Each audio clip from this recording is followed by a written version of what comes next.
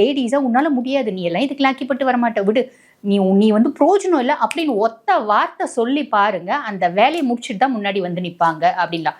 இது மேஷத்தை பார்த்து நான் வியந்த கேரக்டர். நான் மட்டும் இல்லை, எல்லாருமே வியக்கக்கூடிய ஒரு கேரக்டர் அப்படின்னு சொல்லலாம். சரி, இப்போ உங்களுக்கு குழந்தை பருவத்துலேருந்து எப்படி இருக்கும் அப்படின்னு பார்த்தீங்கன்னா, வீட்டில் ஒரு ஃபேமிலி, ஒரு 4 பேர், அப்பா அம்மா 3 அண்ணன் தம்பி கூட பிறக்கிறீங்க. அதாவது 3 அண்ணன் தம்பியோடவும் அக்கா தங்கச்சியோடவும் நீங்கள் பிறக்கிறீங்க அப்படின்னு வச்சுக்கோங்களேன். தோராயமாக உங்கள் வீட்டில் ஒரு 6 பேர் நீங்கள் இருக்கீங்க அப்படின்னா, எல்லாரும் சைலண்டாக இருக்காங்க அப்படின்னா கூட நீங்கள் கொஞ்சம் அடமெண்ட்டாக இருப்பீங்க அப்படின்னு சொல்லலாம்.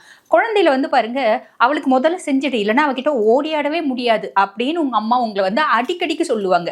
ஐயோ, யாருக்கு கொடுக்குறீங்க? உதாரணத்துக்கு உங்கள் பேர் பிரியான்னு வச்சுக்கோங்களேன், பிரியாவுக்கு முதல்ல செஞ்சுடு, இல்லைன்னா அவள் பிடிக்கிற அடம் இருக்கு பாரு, ரொம்ப அடம். அந்த மாதிரி இந்த மயிலே இறகு போடணும், இறகு போடாது பிடிங்கிடுவாங்க பார்த்தீங்களா? அந்த மாதிரி நிறைய காலகட்டத்தில் வந்து பார்த்தீங்கன்னா, நீங்கள் எனக்கு வேணும் அப்படின்னு சண்டை போடுவீங்க அப்படின்னு சொல்லலாம். சண்டை போட்டு அடமெண்ட்டாக வாங்கக்கூடிய ஒரு பர்சனாலிட்டியாக இருப்பீங்க.